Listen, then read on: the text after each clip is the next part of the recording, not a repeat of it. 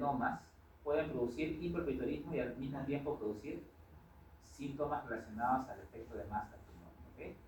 Entonces, si en el caso clínico el paciente tiene, por ejemplo, ¿cuáles son? Me está olvidando. ¿Cuáles son estas manifestaciones clínicas del efecto de masa? La silla turca, ¿ok? Por encima de la silla turca va a pasar, va a sentarse el quiasma óptico, ¿ok? El quiasma óptico, que es donde recibe los nervios ópticos, ¿okay? Llega el quiasma, ¿ok? Y luego se empiezan a decusar las axones y luego se van hacia la boca, hacia la. Luego terminan estos axones en el lóbulo occipital, ¿no? Por eso es que tú ves el lóbulo occipital, ¿no? O sea, de acá llegan hasta el lóbulo occipital. En ese recorrido pasan por el quiasma óptico y algunas fibras, axones se empiezan a decusar, ¿ya?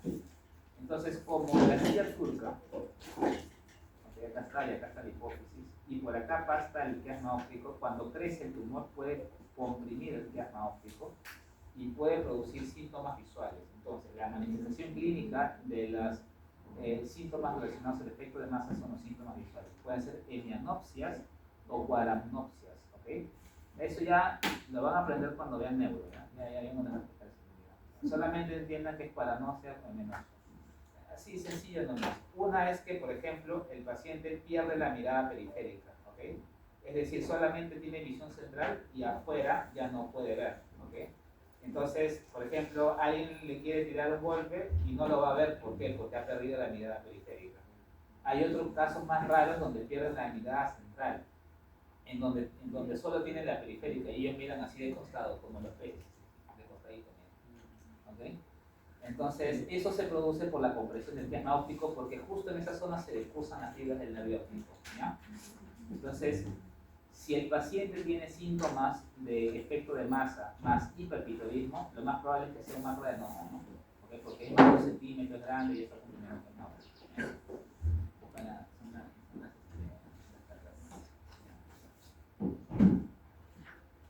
Ahora, los adenomas hipoficiarios pueden ser funcionales y no funcionales, ¿okay?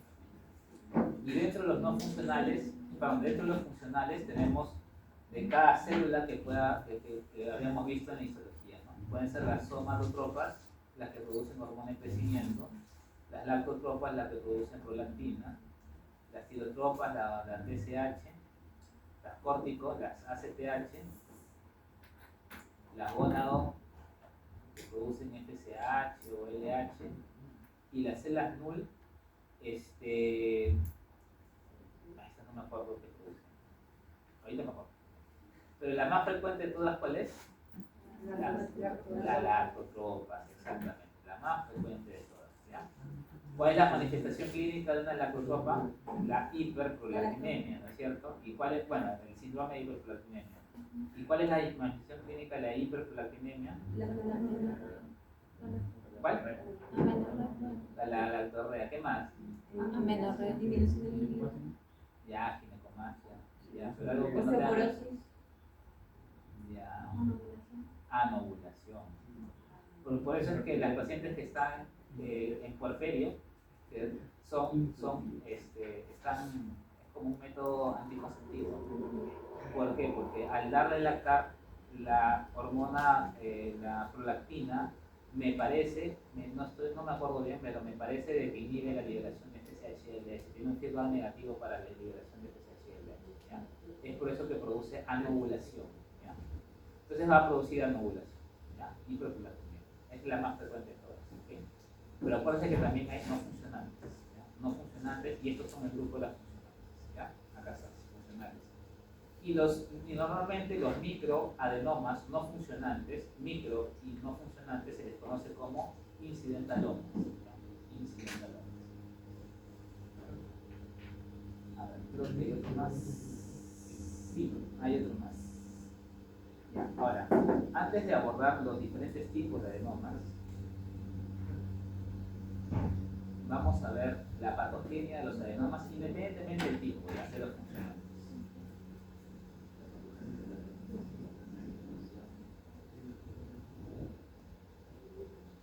Ya, a ver. En la patogenia de los adenomas hipoficiarios existen 3 mutaciones principalmente, de las cuales la primera es la más importante de todas. ¿Okay? La primera es la mutación a nivel del gen ENAS. ¿Qué codifica el gen ENAS o en qué se expresa?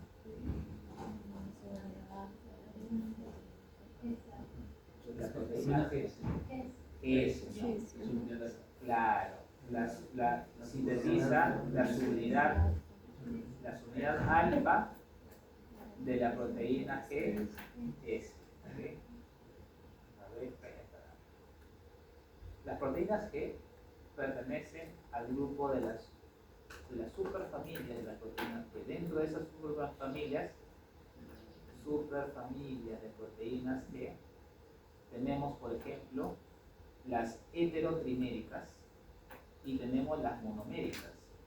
Las heterotriméricas son las proteínas G, alfa, beta y gamma, las que vemos acá. ¿Y las monoméricas cuáles serían? No, las monoméricas son RAS.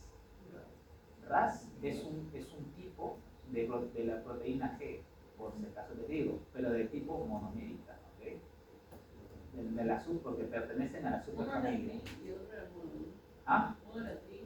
Es tri, claro, tri y monomérica es la RAS. ¿Okay? ¿Cuál? La FAS y la BRAF. La FAS y la BRAF. La BRAF puede ser, ¿okay? La RAF. La RAF. ¿Okay? La FAS sí no estoy muy seguro. ¿Ya? Estas dos. ¿Por qué pertenecen? Mira, dos proteínas que están relacionadas a segundos mensajeros, pero en vías completamente distintas. ¿Por qué? Que están dentro del mismo grupo de familia. Esto es algo que esto lo leí en un libro bien bonito que se llama Leninger. ¿Ya? Bien bonito. Vamos a hacer así, para que entiendan la mutación luego. ¿Ya? Existe un receptor que se llama receptor acoplado a proteína G. ¿Ya? Entonces su ligando viene y se une, y lo que induce es a la activación de la proteína G heterotrimérica. La heterotrimérica se le llama porque tiene 3 monómeros, ¿no? Alfa, beta y gamma. En su estado inactivo, la subunidad alfa tiene unido un nucleótido que se llama GDP. ¿Ya? La unión del ligando con el receptor induce un cambio conformacional desde su lado extracelular hacia su lado intracitoplasmático, cambiando también, produciendo un cambio conformacional en la subunidad alfa. Este cambio conformacional permite que el GDP se salga y que ingrese un GTP. ¿Okay? Entonces la subunidad alfa ahora está unida a un GTP, alfa, beta y gamma con su GTP. Cuando la subunidad alfa se une al GTP, pierde afinidad por las unidades beta y gamma y se desprende de ellos. ¿Okay? Pierde afinidad y se desprende y se dirige a otra enzima que se encuentra en la misma membrana plasmática que se conoce como adeninato ciclasa. ¿Okay?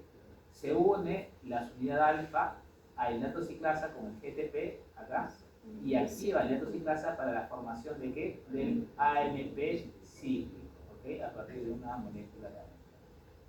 GTP,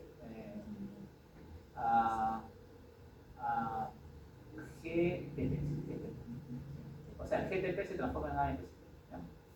Y luego viene acá la segunda mensaje. Entonces, la mutación reside en lo siguiente. Cuando normalmente la subunidad alfa, y eso también pasa con RAS, la subunidad alfa de la proteína G y RAS, que es la parte monomérica, tiene 3 dominios.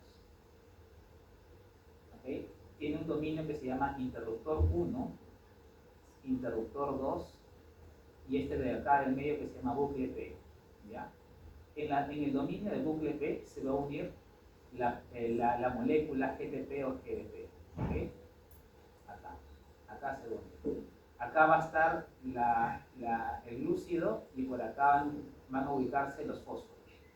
Cuando existe un tercer fósforo, 1, 2 y 3, este tercer fósforo induce o produce una atracción de tipo no covalente para que se empiecen a expresar y a liberar los interruptores y empiezan a producir uniones no covalentes con los interruptores.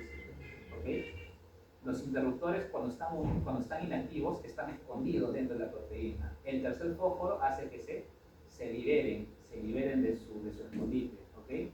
Y la liberación de los interruptores es lo que va a permitir la activación de la subunidad alfa. ¿Okay? Es por eso que al expresarse los interruptores pierden afinidad por beta y gamma y empiezan a ganar afinidad por adenatoxicasa para su unión. ¿Okay? Cuando solamente hay dos fosforitos, el tercer fósforo, el primero y el segundo no son suficientes y para poder atraer a los interruptores y los interruptores se vuelven a esconder nuevamente. Y así están, abriéndose, escondiéndose, abriéndose, escondiéndose. ¿Okay? Entonces, una vez que el GTP unido a la alfa está unido a la nitrociclasa con los tres fósforos en el interruptor, ¿okay? Está unido en el interruptor, perdón, en el bucle P, ¿ya? La nitrociclasa se va a mantener activa. Pero la misma proteína alfa tiene una zona, un dominio ATPásico, ¿okay? ATPásico. ¿Qué significa esto? Que la misma proteína va a quitarse su tercer fósforo. No hay una enzima que venga y le quite el tercer fósforo. Ella misma, ella solita, se autoinactiva. Se quita el tercer fósforo y se transforma en GDP y vuelve nuevamente a unirse a la beta. Entonces, esto es como un mecanismo de seguridad de la célula para evitar de que el GTP, el alfa, se mantenga unido por todo el tiempo de vida media de la nitrociclasa. Es como una medida de seguridad que la evolución le ha dado a las células eucariotas, ¿okay? Principalmente las mamíferas. ¿Ya? Es un mecanismo de seguridad que solo se autoinactiva. Entonces, de esa manera asegura que la nitrociclasa no esté sobreactivándose. La mutación reside a nivel de este dominio ATPase. La mutación hace de que este dominio no funcione y la subunidad alfa pierde la capacidad de autoinactivarse, pierde la capacidad de quitar su tercer fósforo. Por lo tanto, la subunidad alfa se va a mantener unida a la nitrociclasa todo el tiempo de vida media que tenga la subunidad alfa y va a estar activando a cada rato a la formación de AMP cíclico, ¿okay? Produciendo principalmente la proliferación celular. ¿Ya? Bien interesante. Hay unas proteínas que también que aceleran esta actividad TPase. Esta actividad TPase demora bastante cuando lo ves desde el punto de vista celular, demora mucho. ¿Okay?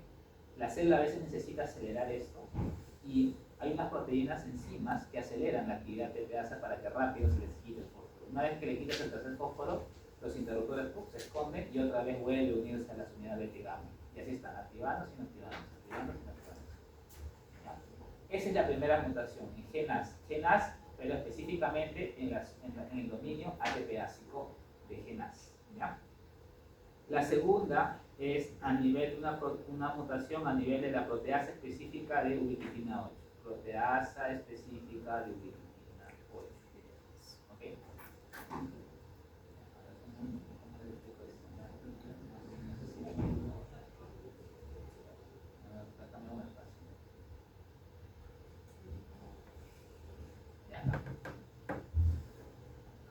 Otro receptor que envía segundos mensajeros son los receptores que sus ligandos son factores de crecimiento, ¿no? Por ejemplo, el receptor de crecimiento epidérmico, ¿okay?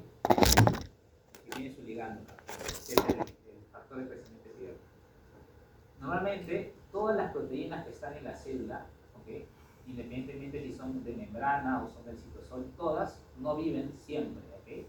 A cada rato la célula las está desintegrando y las está volviendo a rearmar a cada rato. Está cambiando, intercambiando. Así tienen que entender. ¿Okay?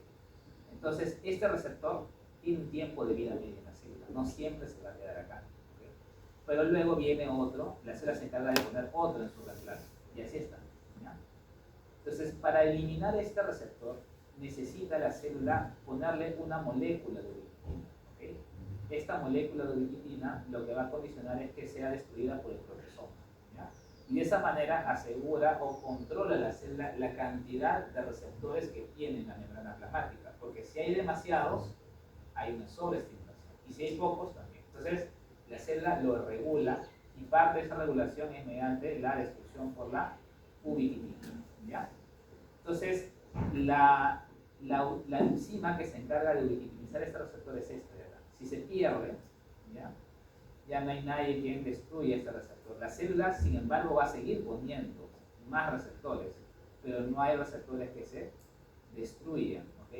Por lo tanto, va a aumentar la cantidad de receptores, y estos receptores, al estar más tiempo dentro de la membrana, van a estar activando las vías de proliferación celular, ¿ya?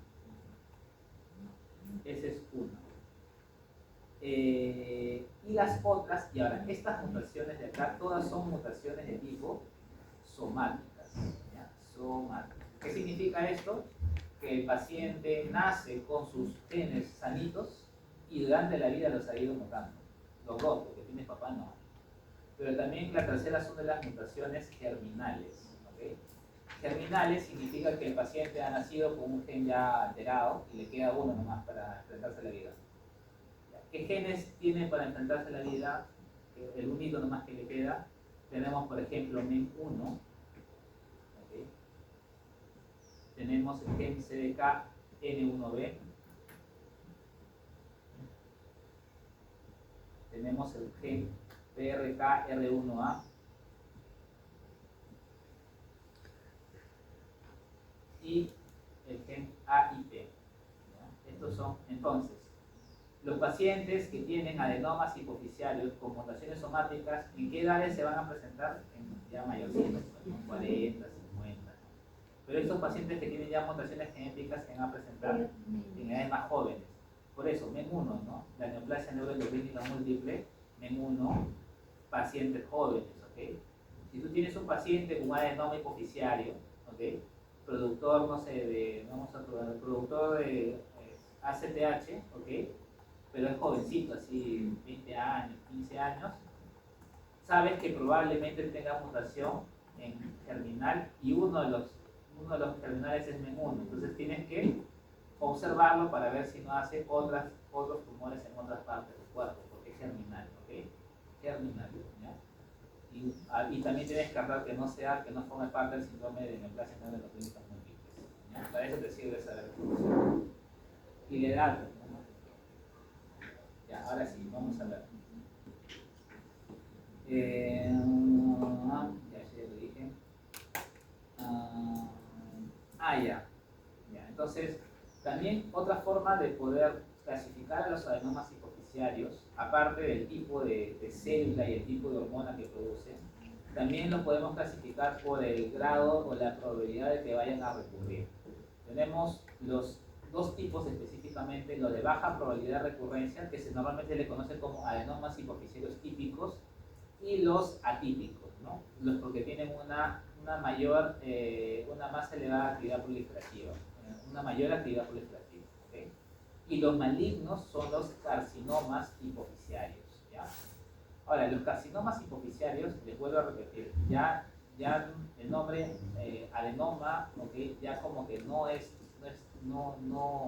se usa, o se quiere usar menos en todo caso. Ahorita el nombre actual es tumor neuroendocrino bien diferenciado de hipófisis para estos dos de acá, y para este carcinoma la forma maligna es carcinoma neuroendocrino, que puede ser de células pequeñas y de células grandes, ¿ya? Así como el tumorcito. Ya. Estos de acá actualmente se llaman tumor neuroendocrino bien diferenciado, ¿okay? Y tiene tres grados, 1, 2 y 3. Y estos de acá, adenocarcinomas, se les conoce como carcinomas neuroendocrinos, ¿okay? Y pueden ser de células pequeñas y de células grandes, así como el pulmón, igualito, ¿ya? Sí. Esta clasificación inició en el pulmón, ahora se está extrapolando a todas las partes del cuerpo, por eso es que tiene el mismo nombre. Ahora, eso sí les digo, para el examen viene esto, ¿ya? Solamente esto es para que sepan cuando vayan a su internado, ahí ya lo sé. Ya le falta, ¿no? ¿Cuántos años? ¿Qué años están ustedes? Tercero. Le falta. ¿En qué está? Ya. Y acá está el gen, ¿no? Acá está lo que le decía la mutación a nivel de genes. Alfa, beta y gamma, normalmente beta y gamma están unidos covalentemente. En cambio, alfa con beta es una unión de tipo no covalente, por eso es que pueden separarse. ¿Ya? El GTP se une a alfa y permite la activación de alfa, permite la unión, bueno, acá no está, acá está, la endonciclasa. La endonciclasa está en la membrana también, ¿ok? ¿Ya? Y permite la formación de la beta cíclica. Normalmente alfa por sí solito se quita, este es el tercer fósforo, ¿ok? Se lo quita por sí solo por su dominio ATPásico, pero la mutación en el dominio ATPásico hace que no pueda quitarse, porque no tiene, pierde esa función y se mantiene casi toda la vida como unido al GTP. ¿Ya? Y acá induce proliferación y también aumento en síntesis de hormonas también. ¿Sus ligandos quiénes son? No les había mencionado. Pues los GRH, los PRH, ¿no? Esos son sus ligandos. ¿Ya? Este cuadrito puedo preguntar, ¿no? Sus síndromes técnicos. Pero no sé si acá continúan con los adenomas. Ya no. Acá están los adenomas por separado. Acá los síndromes que van a producir. Habíamos dicho que los lactotropos van a producir la lactorrea y amenorrea principalmente. ¿Okay? ¿Por qué? Porque la prolactina, me parece, no estoy tan seguro completamente, pero la prolactina tiene un efecto de feedback negativo para la liberación de FSH y LH, por lo tanto produce anovulación. ¿Okay? No puede ovular la paciente. Y ese es un efecto secundario. Por eso es que muchas mujeres en el puerperio usan la lactancia como un método anticonceptivo, habrán escuchado, no sé si habrán escuchado, pero lo usan como método anticonceptivo en el primer mes, por ejemplo. Precisamente por eso, porque la prolactina inhibe la liberación de FSH y LH. Infertilidad, ¿no? Lógicamente. Somatotropo. Acá, sindrómicamente, tenemos dos síndromes principalmente: el gigantismo y la acromegalia. Normalmente el gigantismo sucede en pacientes prepúberes, preadolescentes, porque hasta antes de la pubertad todavía no se han cerrado los núcleos, ¿cómo se llama? Los cartílagos de crecimiento, así es, ¿no? Por lo tanto, el huesito puede crecer. A ver, más o menos es así. Acá en el hueso tú tienes diáfisis, acá, epífisis, ¿cuál es la última? El cartílago de crecimiento antes de los púberes está normalmente en todo el huesito por acá, por lo tanto el hueso puede crecer axialmente. Pero una vez que se cierra, el cartílago de crecimiento solo se queda en esta zona. ¿Okay? Entonces, si tú tienes un cartílago de crecimiento antes de la pubertad,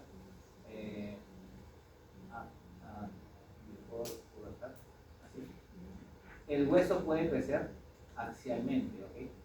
De largo, ¿ya? Porque el cartílago de crecimiento normalmente puede albergar hasta la diáfisis, ¿okay? Pero si lo es después de la pubertad, after pubertad, solamente puede crecer a los costados, nada más. Por eso es que los pacientes con acromegalia tienen la cara así ancha, ¿no? Entonces, por eso es que ellos tienen ancha los dedos, donde todavía conservan la piel de los tienen ancho, ¿no? Las manos, donde todavía conservan y crecen en ancho, no en largo, ¿okay? Entonces, el gigantismo es niños, prepúberes, y acromegalia son postpúberes, ¿no? Adultos o normalmente, claro, adultos, ¿no? Y otra cosa que tiene la acromegalia es que además de tener aumento del tamaño de huesos, también aumento el tamaño de órganos, ¿okay? Pueden crecer, por ejemplo, el hígado, ¿sí? El aumento de todos los tamaños, ¿okay? No solamente de los huesos. ¿Qué más? Bueno, corticotropa, si es un adenoma hipoficiario productor de CTH, es enfermedad de Cushing, ¿ya? Enfermedad de Cushing. Si es un tumor en otra parte del cuerpo que produce cortisol, ¿okay? Es síndrome de Cushing. En el primario de la hipófisis se le llama enfermedad de Cushing, ¿ya? Enfermedad de Cushing. Son términos, bueno, ya, así la que Ya, psicotrópicos. El hipertiroidismo, principalmente. Y gonadotropos. Ya. Doctor, ¿por qué el gonadotropo produce hipogonadismo? Me preguntarán. Lo que pasa es que los gonadotropos, ¿okay? La FSH y la LH, a ver, ¿cómo? ¿Han visto ustedes que para inducir los anticonceptivos hay unos que les dan ¿cómo se llaman? GnRH? O sea, que en vez de estimular la producción de FSH, por feedback negativo, al haber tanto FSH y LH, más bien disminuyen la producción. ¿Okay? Entonces, es por eso que estos tumores pueden producir hipogonadismo. ¿Ya? Pero el efecto más importante es el efecto de masa. ¿Okay? Más que el hiperpituitarismo, como si lo produce, por ejemplo, el pitotropo o el corticotropo, que estos producen síntomas de hiperpituitarismo, el gonadotropo produce efecto de masa. ¿Ya? Que es el otro síndrome clínico que puede producir los adenomas. Ya. Para el diagnóstico casi siempre se usa resonancia magnética. ¿Ya? Resonancia magnética ve perfectamente bien las partes blandas, por eso la resonancia magnética es muy buena. Bueno, ahí está, ¿no? Este es un macro, ¿no? Definitivamente. De acá hasta acá, ¿cómo tendrá? Sus 5 centímetros más o menos, ¿no? Y encima está produciendo efecto de masa, pero no solamente, el efecto de masa no solamente es visual, sino también puede producir signos de hipertensión endocraniana, ¿no? Por acá vemos, por ejemplo, que está desplazando el hemisferio, ¿okay? Y está más bien obstruyendo el cuarto ventrículo, ¿ya? Entonces va a producir, por ejemplo, náuseas, cefalea intensa, náuseas, vómitos explosivos y trastornos sensorios, si es que bien severo, como en este caso. Eso podría haber la de Cushing en la hipertensión craneal. Claro, exacto. ¿Ya? Y estas son las células. Las células normalmente de los adenomas hipoficiarios, independientemente que sean funcionales o no funcionales, son células poligonales, ¿ok? Con citoplasma basófilo o eosinófilo granular, ¿ok? Son células medianas a pequeñas y tienen un núcleo redondo con cromatina, sal y pimienta. ¿Ya? Cromatina, sal y pimienta.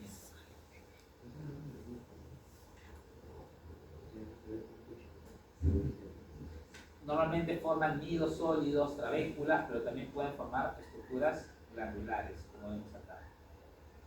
Acá lo importante es el citoplasma granular, amplio y granular, como granitos, así como burbujitas que tiene dentro. ¿Ya? Y la cromatina, sal y pimienta, que es bien característico de los neuroproteínas. Cromatina, sal y pimienta. O sea, granular en el citoplasma, granular también en el. Ya. ¿Qué más? Clasificación. Ya, vamos a hacer un break de 5 minutos. ¿Ya? Break. ¿Quieres?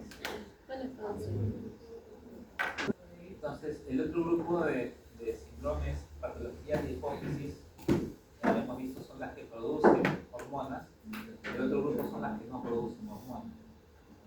O mejor dicho, hablando más claro, son las que producen menos de lo normal, ¿okay? O sea, hipopituitarismo. ¿Ya? Para que exista hipopituitarismo, en teoría debe haber menos del 75% de parénquima para que exista insuficiencia hipofisial. No da, la hipófisis no abastece las necesidades metabólicas del cuerpo, menos del 75%. Pueden ser congénitas. Ahorita vamos a ver las causas con mucho más detenimiento. Bueno, vamos a las causas.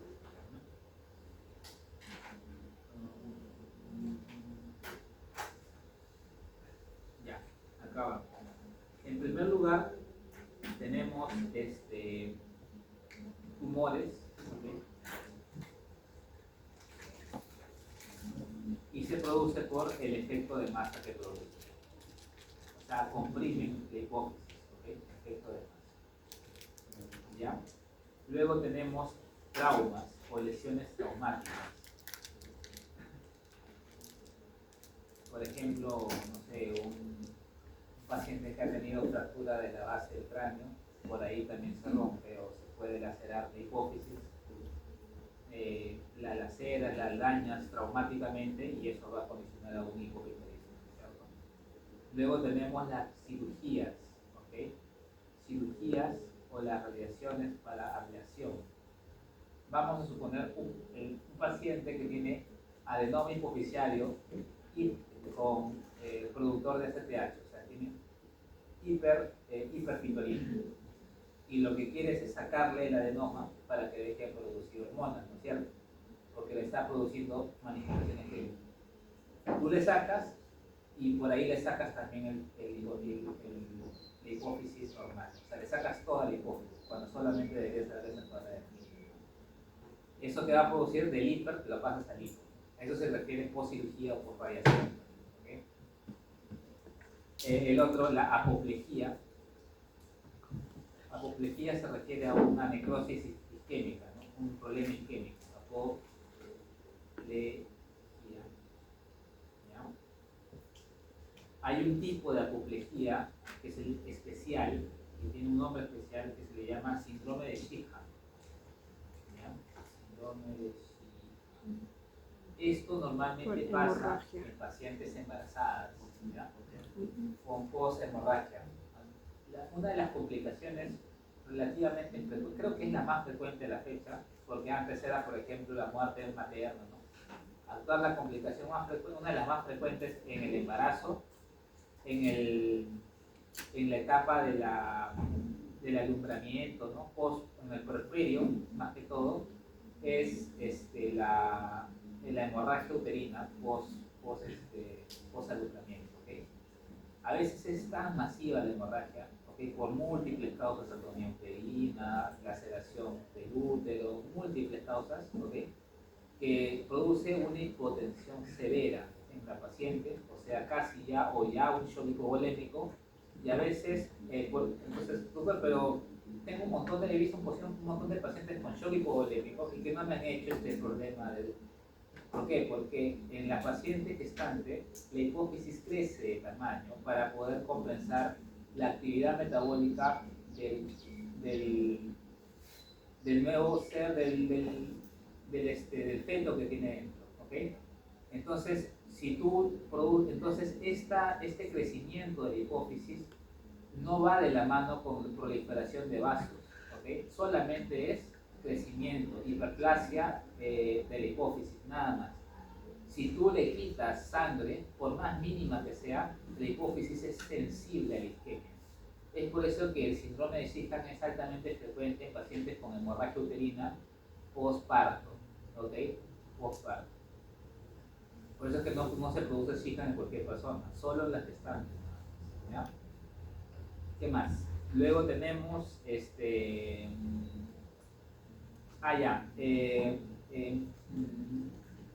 tumores congénitos, ¿okay? Tumores congénitos como los quistes de la hendidura de arranque. Tenemos síndrome de silla turca.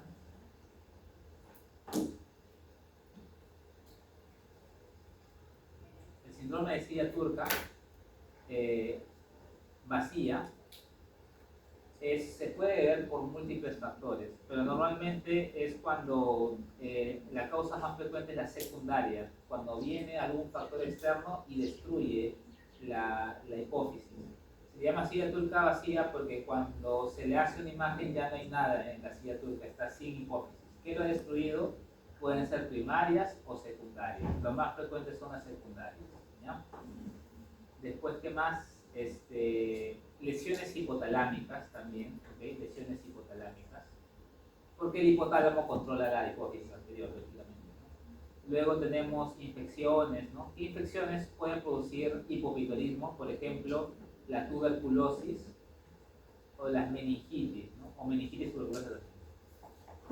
Y defectos congénitos que no, bueno, simplemente el niño no nace sin hipófisis, ¿no? El fetito nace congénito. En todos estos casos se produce hipopituitarismo, ¿ya?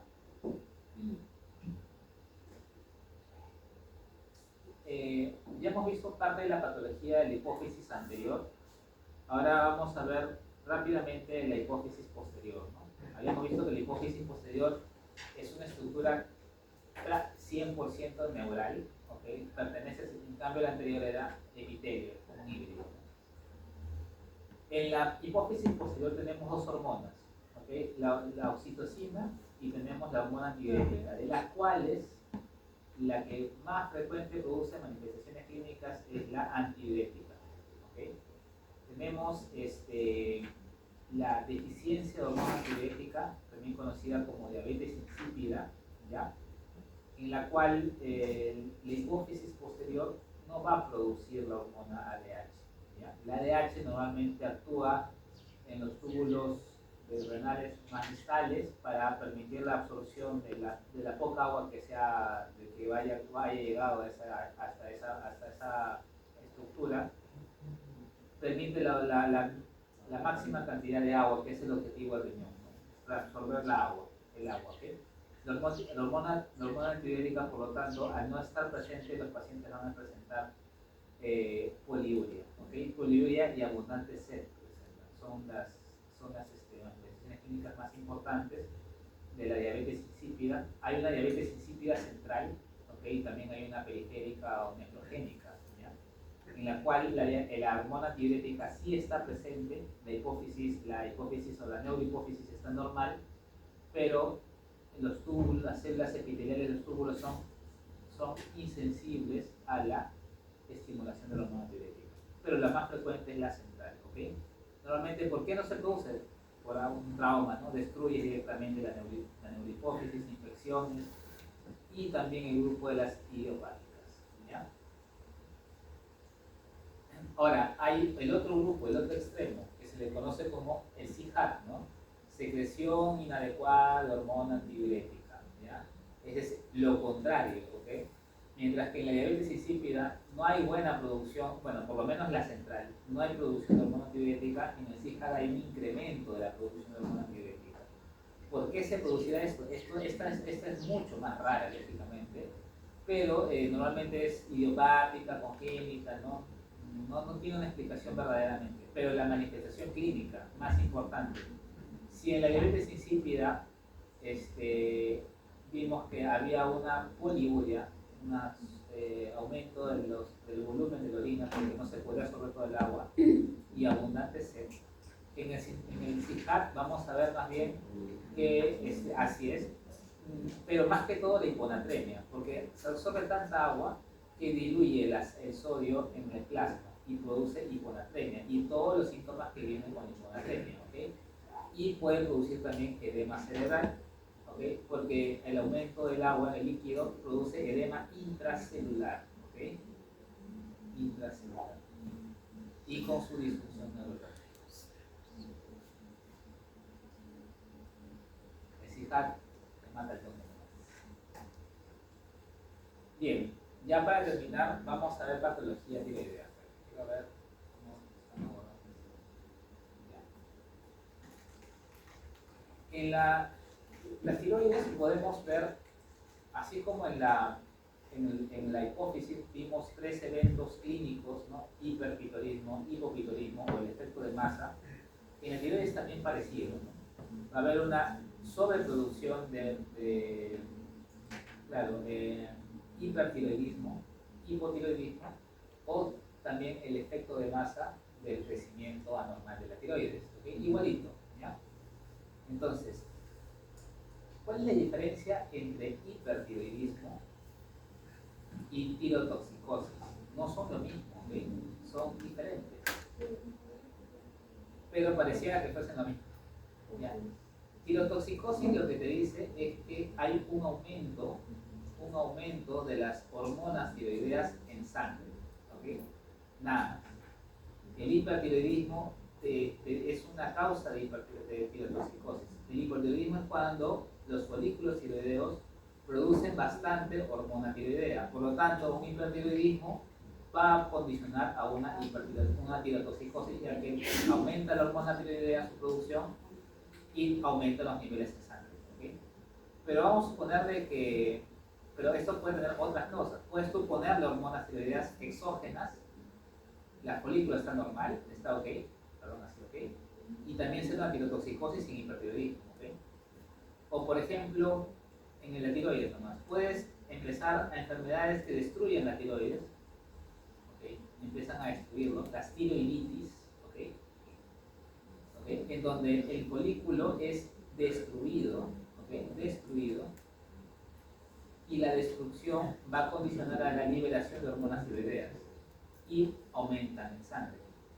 La tiroiditis no producen hipertiroidismo, ¿okay? Las tiroiditis producen solo hipertirotoxicosis, porque la célula folicular, porque la hormona tiroidea aumenta en sangre, no porque la folicular produzca hormona tiroidea, sino porque al destruirse libera las hormonas que tenía dentro en su medio, ¿okay? Entonces, las tiroiditis, acá lo vamos a ver mejor. Por ejemplo, el hipertiroidismo, la tirotoxicosis, asociadas a hipertiroidismo. Por ejemplo, tenemos, estas son las causas en las cuales la célula folicular aumenta la producción.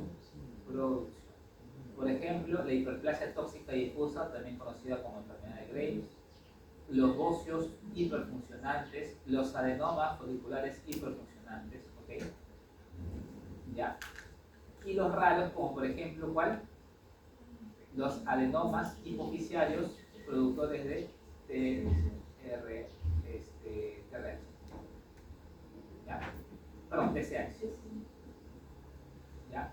Entonces, ahora, por ejemplo, la mira, la tiroiditis, ¿no? Tiroiditis granulomatosa, tiroiditis linfocítica subaguda, esas tiroiditis no producen hipertiroidismo, no asociadas, pero sí producen hipertirotoxicosis, porque acá el problema es que la célula folicular está siendo destruida y la destrucción es la que condiciona el aumento de hormonas tiroideas en la sangre. ¿Okay? Son dos grupos de causas en las cuales vemos aumento de hormonas tiroideas en sangre, pero condicionado por mecanismos diferentes. ¿Ya?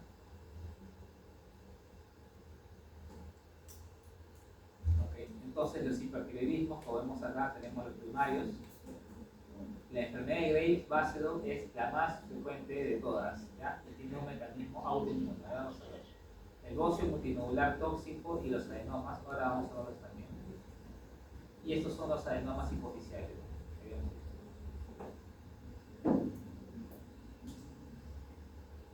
¿Cuáles son los síntomas del hipertiroidismo? Esto es bien, le voy a dar un tip que nunca falla.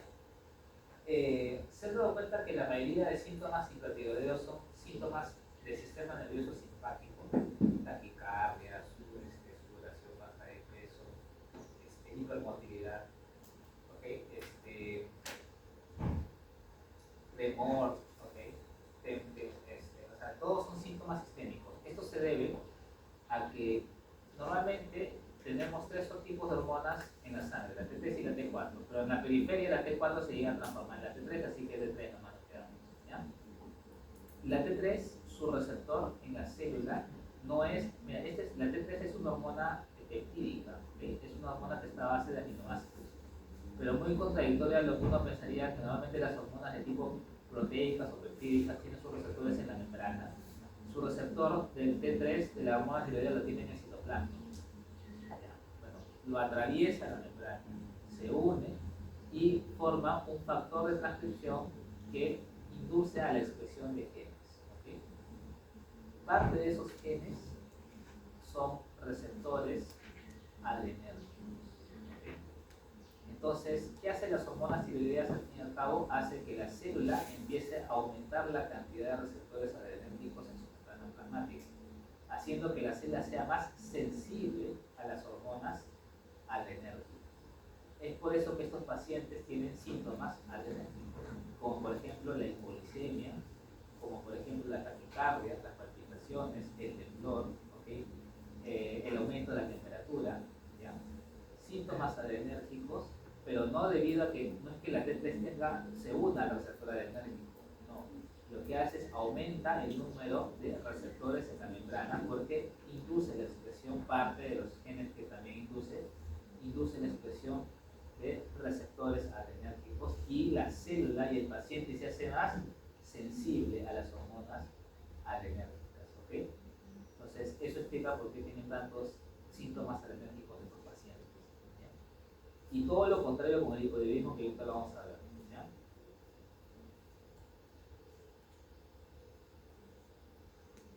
Tormenta tiroidea, esta es una emergencia, ¿ya? Es un cuadro abrupto de hipertiroidismo, bueno, y el hipertiroidismo asintomático, bueno, lo más frecuente es que sea asintomático, ¿ya? Y la tormenta tiroidea tampoco es muy frecuente, pero sí es considerado como una emergencia. Ya, entonces vamos a ver la enfermedad de Graves. La enfermedad de Graves vendría a ser una enfermedad de tipo de hipersensibilidad tipo 2, ¿ok? Es decir, con un antígeno y un anticuerpo, ¿no es cierto? Entonces, acá el antígeno, acá tenemos el receptor de la TSH, pero el anticuerpo va a reconocer o va a ser reconocido como antígeno por el receptor para aumentar la producción de hormonas tiroideas. Básicamente eso. Entonces, la célula folicular va a incrementar la producción de hormonas tiroideas por el anticuerpo.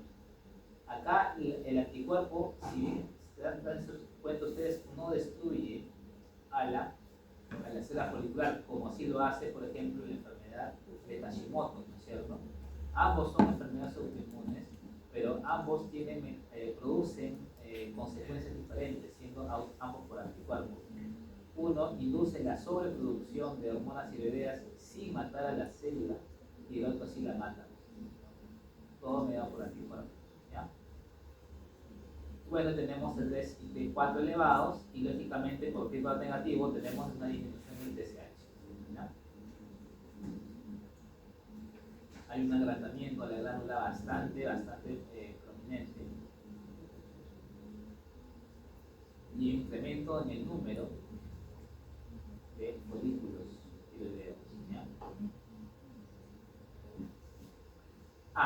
Ya, miren, acá esta es una glándula tiroidea normal. Normalmente las células foliculares son medias cuboidales, ¿ok? Y dan su cara apical da hacia una zona central que es el coloide, ¿ok? Pero son entre planas y cuboidales bajas, ¿ok? ¿Ya? Pero miren acá, esta sobreestimulación del anticuerpo, ¿ok? El receptor de TSH, no solamente su activación induce un aumento de las hormonas tiroideas, sino también induce un aumento del trofismo de la célula. La célula se hace más grande, hipertrófica, ¿ok?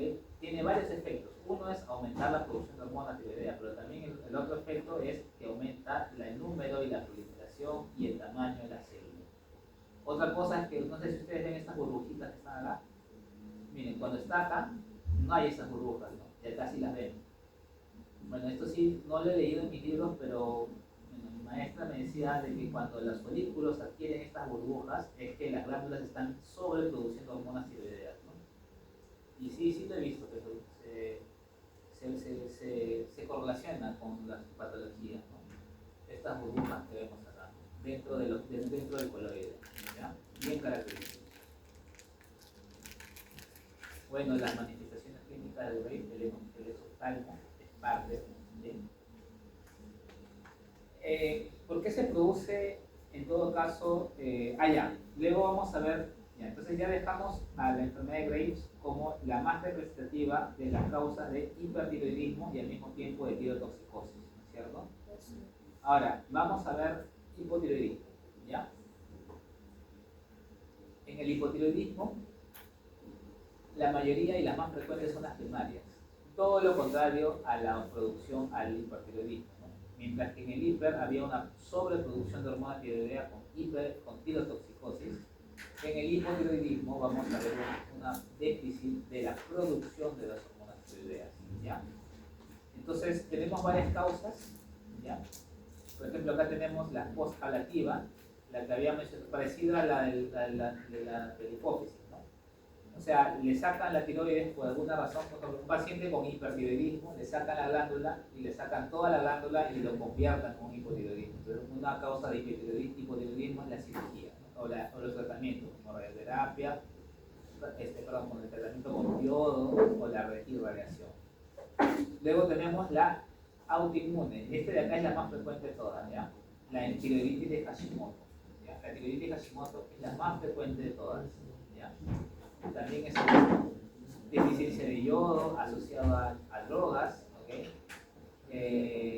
Congénitas, defectos genéticos que son raros y un síndrome de resistencia a hormona de tiroidea, ya que también está asociado con tiroidea. Esas son las primarias y las centrales son a nivel de la pituitaria, o sea, del hipófisis, ¿ya?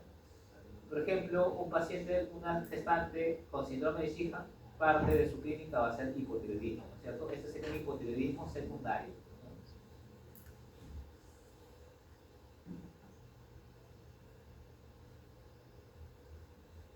¿Qué más sigue? Ya, vamos primero a abordar la tiroiditis Hashimoto.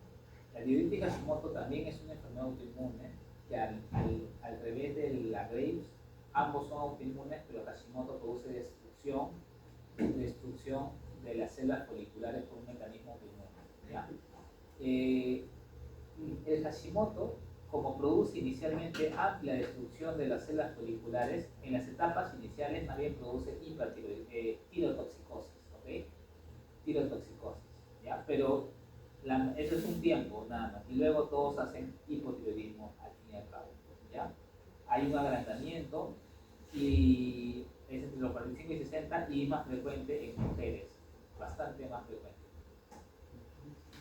Los mecanismos por los cuales se produce la destrucción autoinmune de las células foliculares se pueden explicar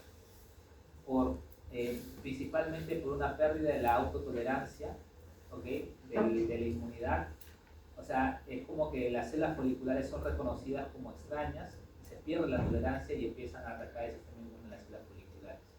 Un mecanismo es por mediante las directo celular CD8 positivo, citotóxico, en que las células CD8 citotóxicas destruyen directamente a las células foliculares. El otro es intermediario con un CD4 helper, ¿okay? Que producen interferón y el macrófago es el que va a producir injuria, ¿okay? Y el otro es por mecanismo de autoanticuerpos. A diferencia del RAID, en el cual era específicamente hipersensibilidad tipo 2, Hashimoto tiene tipo 4, tipo 2 también, ¿ok? Tipo 4, ¿no? Tipo 4, tipo 4, tipo 2, ¿no? Porque tipo 4 es mediado por células y tipo 2 es anticuerpo, anticuerpo. ¿Ya?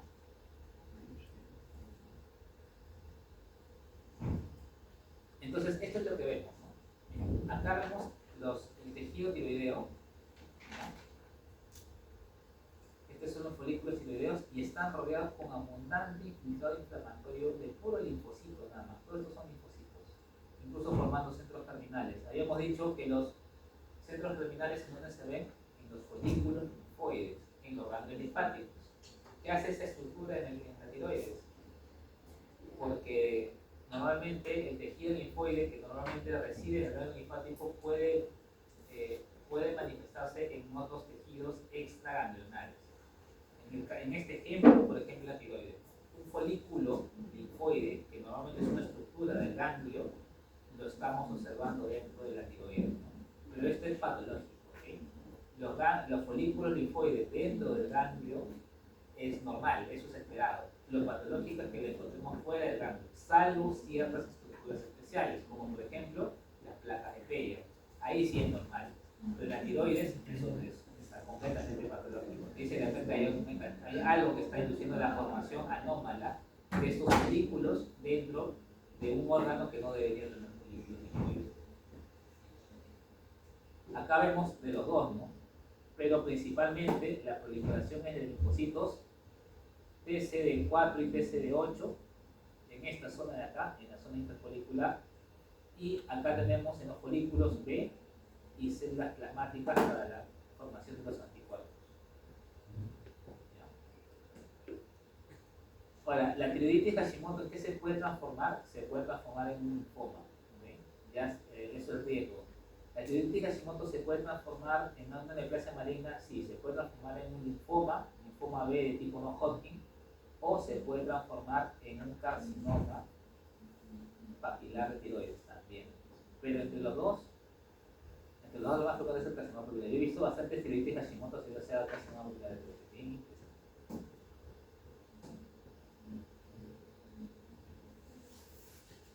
Bueno, la granulomatosa, la linfocítica, que es asociada a la subaguda.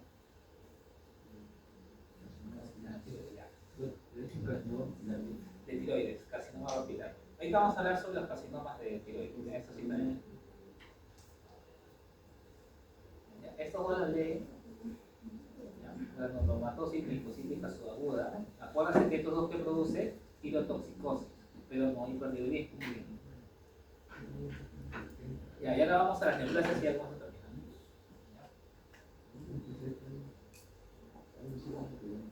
A ver, en las neoplasias, vamos a hacer por ejemplo, las neoplasias de la tiroides podemos tener, si nacen de células foliculares o si nacen de las células,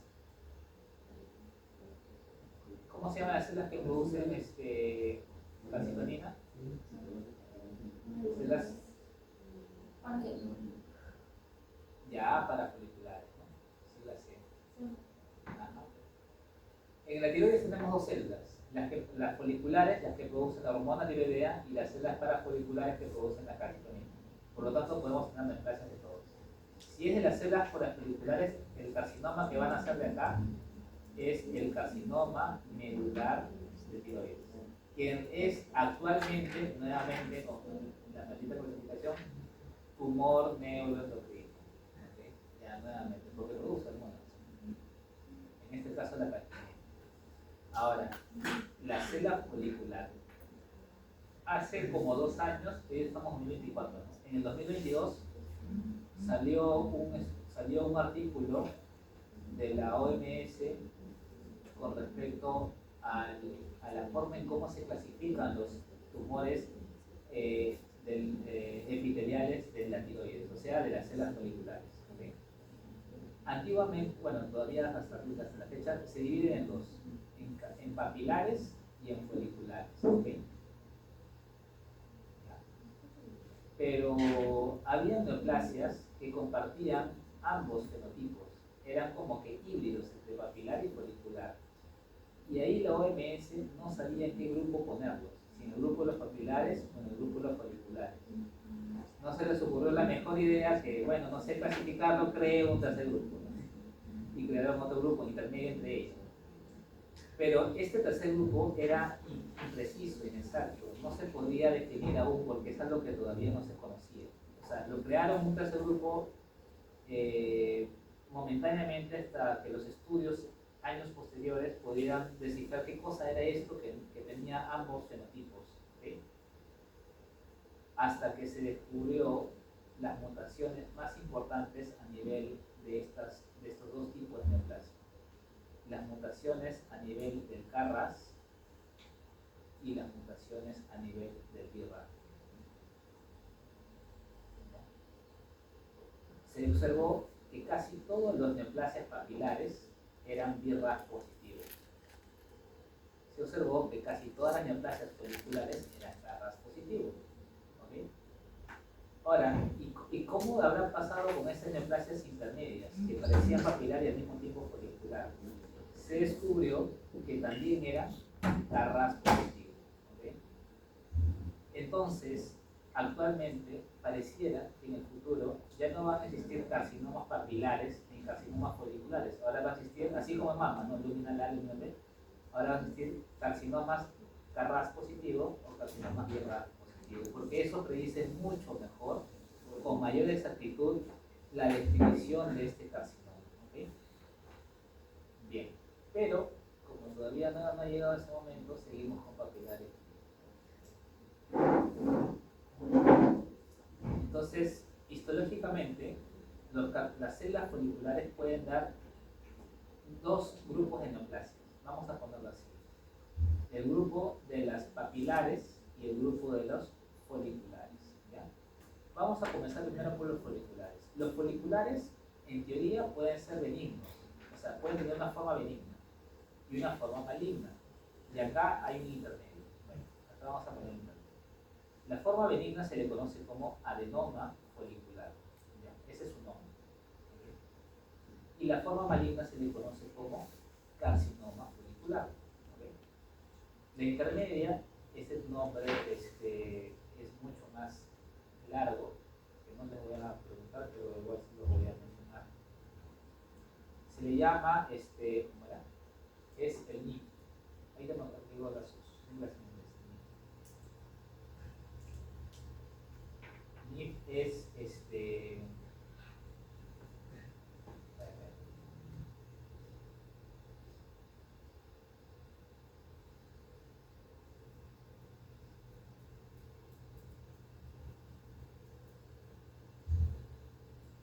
ajá, acá con P. NIF, vamos a ponerlo así. NIFT, NIF, ¿ok? Que significa neoplasia no invasiva folicular con patrón de crecimiento papilar. Este es el. Pareciera de que el folicular se transforma en esto y para transformarse carcinoma el adenoma, ¿no? El adenoma se transforma en esto, en el NIF, y para transformarse en carcinoma es como que el NIF es el intermediario entre el adenoma y el carcinoma. El adenoma, a pesar de que su riesgo es muy bajo, puede transformarse en carcinoma folicular. Es muy bajo, pero puede. Entonces sería un precursor, pero muy lejano, pero es. Ahora, los papilares son otro tipo de neoplasias, pero ambos con respecto a los foliculares nacen de las células foliculares, ¿ya? Los papilares. Entonces, cuando hablamos de adenoma tiroideo, estamos hablando de neoplasias con patrón folicular, ¿ok? Patrón papilar, patrón folicular. Benigno, adenoma folicular, ¿ya? Normalmente son encapsuladas, son nodulares, es más frecuente en mujeres, ¿ok? Y a veces son funcionantes, por eso que los adenomas tiroideos, adenomas foliculares tiroideos funcionantes producen también hipertiroidismo o tirotoxicosis, ¿ya? Son bien delimitados, a veces son encapsulados, la mayoría son encapsulados, ¿ok? Y a la microscopía, perdón, tienen macro y microfolículos. A diferencia de la glándula tiroidea normal que tiene normofolículos, estos tienen microfolículos chiquititos mezclados con grandes, ¿no? Grandotes, macrofolículos. Y se nota su delimitación. No.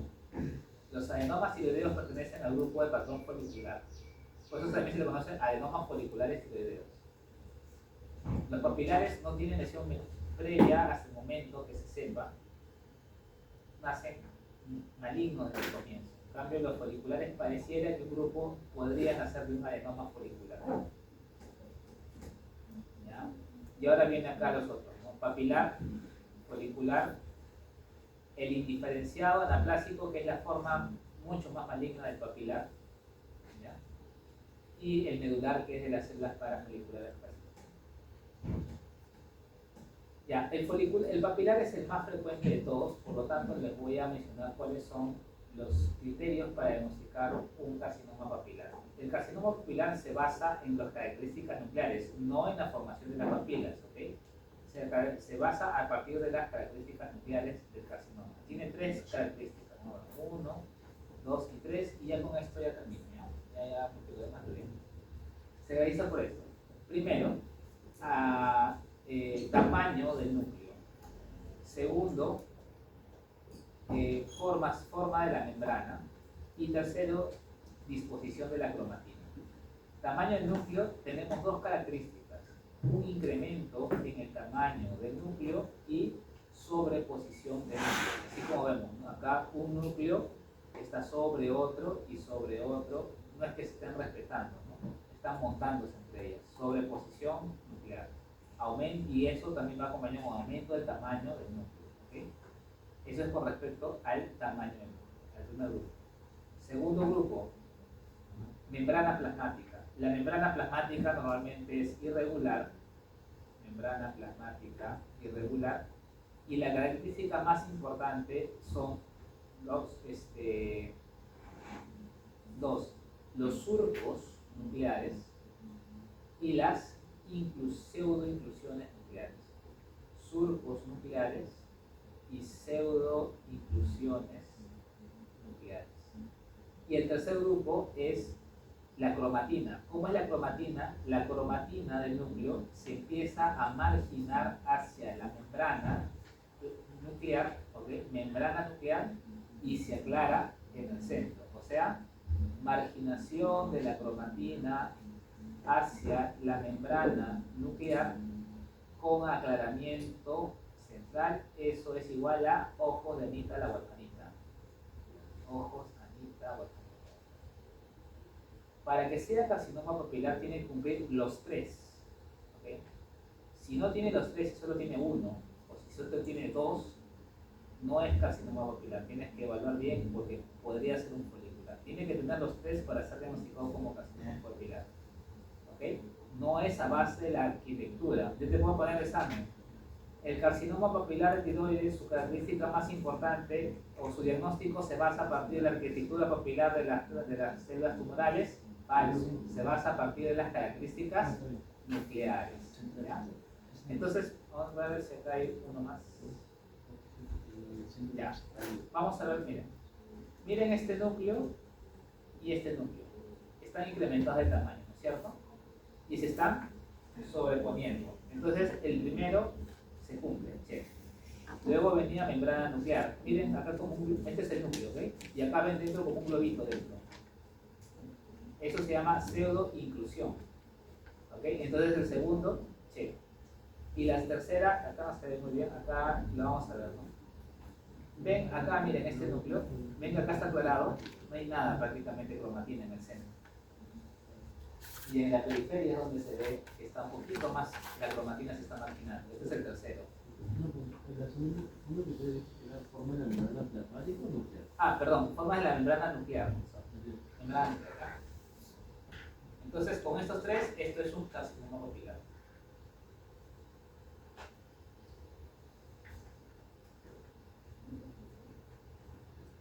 Por ejemplo, el carcinoma folicular puede tener una o dos, pero nunca puede tener tres. ¿Ya? Entonces, así más o menos distinguimos entre un folicular y un papilar, arquitecturalmente y histológicamente. ¿Ya? Lo único que sí, el carcinoma medular de tiroides viene asociado con amiloidosis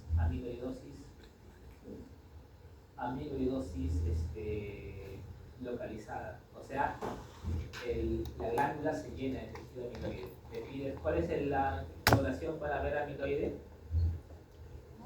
Coloración de rojo congo, ¿no? Y pinta, ¿cómo debe pintar a la luz polarizada? Verde manzana.